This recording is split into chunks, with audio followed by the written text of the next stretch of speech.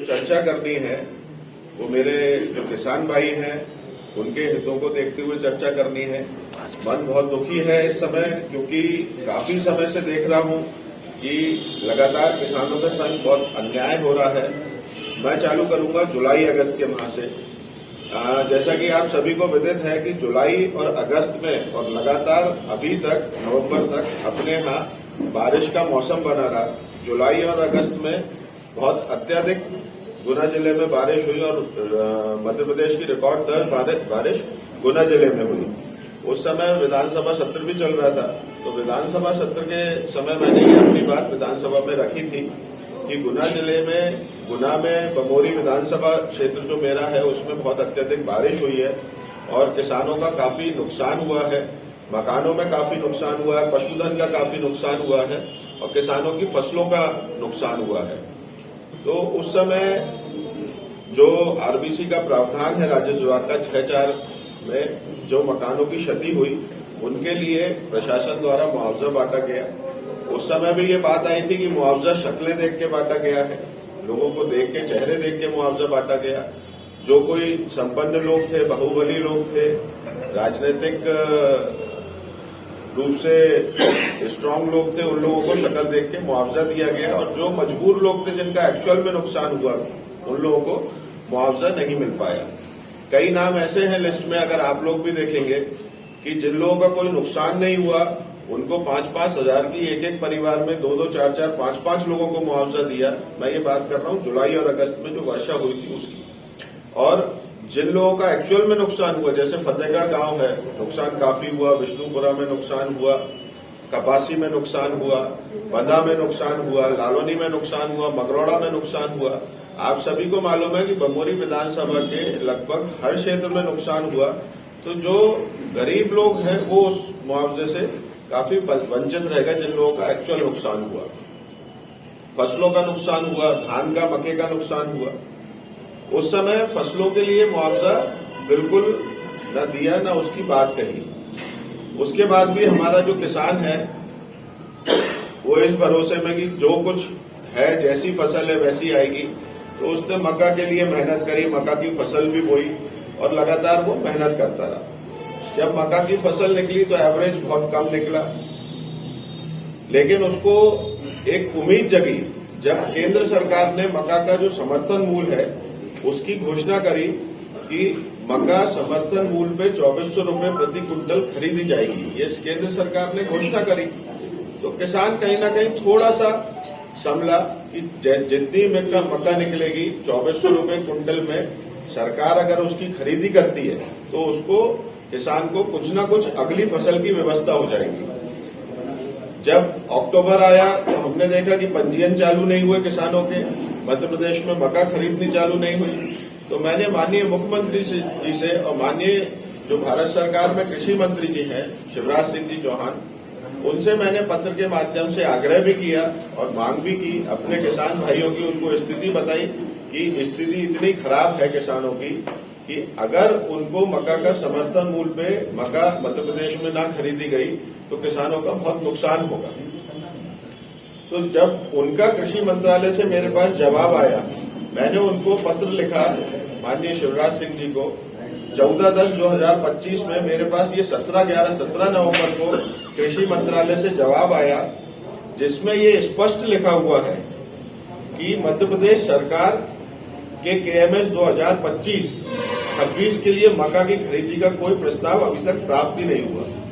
ये किसानों के संग बहुत बड़ा छलावा है, किसानों के संग बहुत बड़ा धोखा है कि केंद्र सरकार ने समर्थन मूल्य मक्का के लिए 2400 रुपए की घोषणा तो कर दी।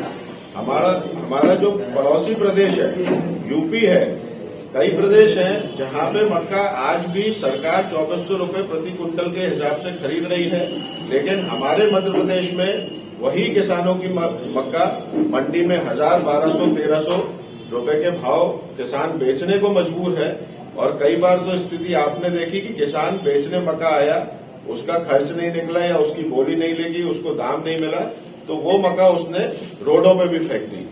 तो सबसे बड़ी बात है कि ये जो सरकार किसानों के संग छलावा कर रही है, आप सभी से मेरा आग्रह है, क्योंकि आप समाज का चौथा स्तंभ ऐसे हैं कि जो समाज को राह दिखाते हैं, सरकारों को वास्तविक स्थिति बताते हैं कि किसानों की स्थिति क्या है।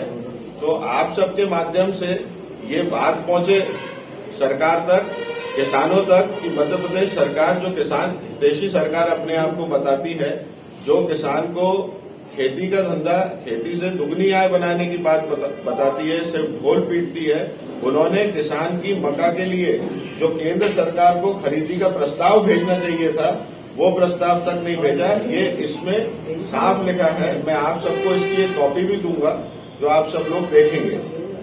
तो ये किसानों के संग बहुत बड़ा छलावा है।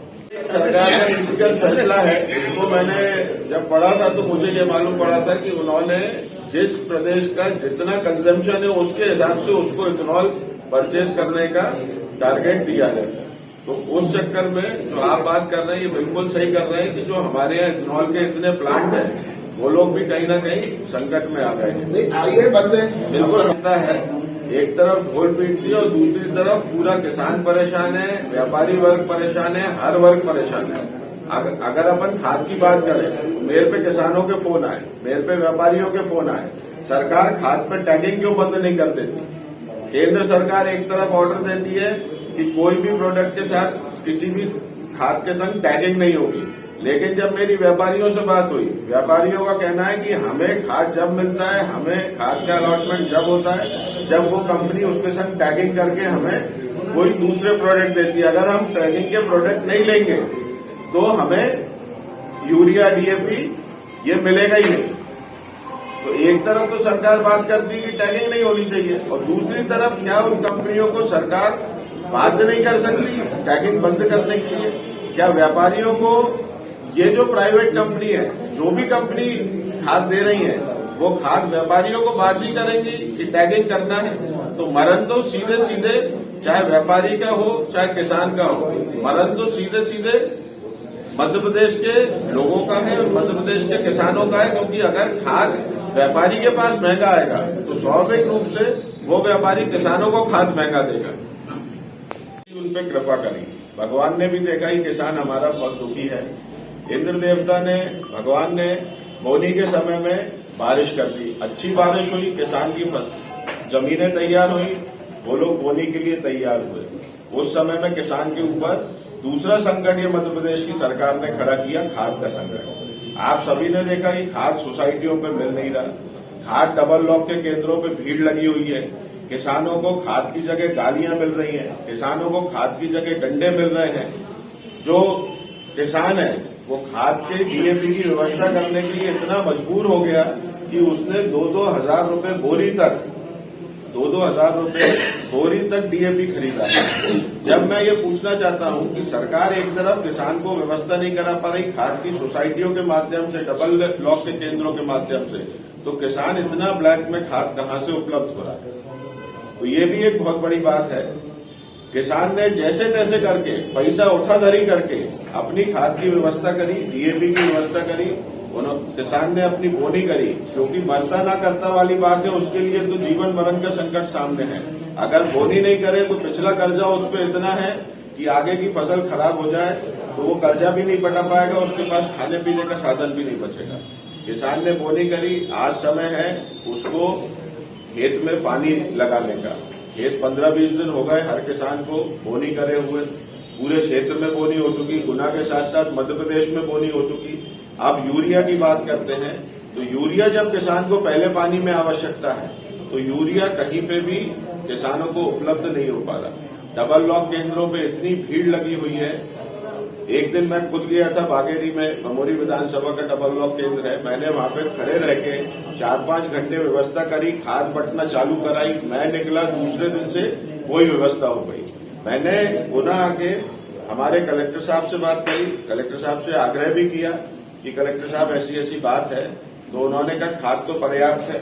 मैंने कहा अगर खाद पर्याप्त है तो कहीं ना कहीं वितरण प्रणाली में आपकी गलती है, जो किसान परेशान हो रहा है। एक तरफ प्रशासन कहता है खाद पर्याप्त है और दूसरी तरफ आप सबने देखा रोज सोशल मीडिया पे चीजें वायरल हो रही है कि किसान धक्के खा रहा है, माताएं बहनें इस कदर लाइन में धक्के खा रही है, इस कदर लाइन में लड़ाई झगड़े हो रहे हैं। गुना के डबल लॉक केंद्र पे भी, चाहे आप भमोरी मान लो, किसान रात रात भर परेशान है। और सरकार और मुख्यमंत्री घोषणा करने में मस्त है। जब बात आई गेहूं की बोनी की, तो हमारे माननीय मुख्यमंत्री जी ने कहा कि वो गेहूं का बीज ऐसा उपलब्ध कराएंगे कि जो 50 कुंटल बीघा की यील्ड देगा। किसान लोग बहुत खुश हुए। उन लोगों ने इस समय जब गेहूं की बोनी हुई तो उन्होंने वो बीज भी ढूंढा। अभी एक नया आपने देखा होगा वीडियो आया, मैंने तो कल ही देखा, हो सकता है वो पुराना हो, कि हमारे मुख्यमंत्री जी ने फिर से सोयाबीन के बीज की बात करी कि इजराइल से किसानों को सोयाबीन का बीज मंगा के देंगे जो 30 कुंटल प्रति बीघा के हिसाब से यील्ड देगा। तो मैं माननीय मुख्यमंत्री जी से पूछना चाहता हूं, अगर वो किसानों की आमदनी इतनी अच्छी करना चाहते हैं कि 50 कुंटल बीघा के हिसाब से गेहूं और 30 कुंटल बीघा के हिसाब से सोयाबीन का बीज मध्य प्रदेश के किसानों को उपलब्ध कराएंगे, तो उन्होंने ये मक्का की खरीदी क्यों नहीं करी? मक्का की खरीदी के लिए उन्होंने केंद्र सरकार को प्रस्ताव क्यों नहीं भेजा? क्योंकि जब तक स्टेट गवर्नमेंट मध्य प्रदेश सरकार केंद्र सरकार को प्रस्ताव नहीं भेजेगी, वहां से अप्रूवल नहीं होगा, जब तक जो मैं समझ पाया तो मक्का की खरीदी नहीं हो सकती थी। ये तो सिर्फ एक घोषणा करने में लगे हुए हैं, सिर्फ झूठे ढिंढोरे पीटने में लगे हुए हैं, जबकि वास्तविक बात यह है कि हमारा जो अन्नदाता किसान है वो बहुत ज्यादा परेशान है, दिन रात परेशान है, सर्दियों में लाइनों में खड़ा हुआ है, मंडियों में लाइनों में खड़ा हुआ है, उसको उसकी फसल का भाव नहीं मिल पा रहा। और अब अगर हम बात करते हैं बिजली की, तो आज बिजली विभाग की व्यवस्था ये है कि बिजली किसानों को मिल नहीं पा रही। अभी आपने हाल ही में देखा कि फतेहगढ़ में किसानों ने एक बहुत बड़ा आंदोलन करा। फतेहगढ़ में किसानों ने मिलकर उस आंदोलन में ये जो स्टेट हाईवे है हमारा गुना फतेहगढ़ जो राजस्थान को कनेक्ट करता है, उसका काफी देर तक घेराव करा। उसके बाद उनको आश्वासन दिया गया कि उनको लाइट मिलेगी। जब किसान रोड पे उतरा, दूसरे दिन व्यवस्था सुधरी, थोड़ी बहुत व्यवस्था सुधरी, फिर पटरी वहीं के वहीं। आज आप बताइए कि आप सब पत्रकार बंधु हैं, आप सब लोग सारी चीज देखते हैं, आपके माध्यम से पूरा समाज उसको देखता है, आपके माध्यम से पूरी जनता उसको देखती है। और आपके माध्यम से मैं चाहता हूं साथियों कि इसमें किसान के हितों को देखते हुए, किसान की स्थिति परिस्थितियों को देखते हुए कम से कम मेरी ये बात सरकार तक पहुंचे कि ये कैसी किसान हितैषी सरकार है जो किसानों का मक्का नहीं खरीद पा रही, किसानों को बिजली उपलब्ध नहीं करा पा रही, किसानों को यूरिया उपलब्ध नहीं करा पा रही, किसानों को डीएपी उपलब्ध नहीं करा पा रही। फिर ये किसान की आय दुगनी कैसे करेगी? सिर्फ ढोल पीटने से, ढिंढोरे पीटने से कुछ नहीं होता, वास्तविकता में काम भी करना पड़ेगा।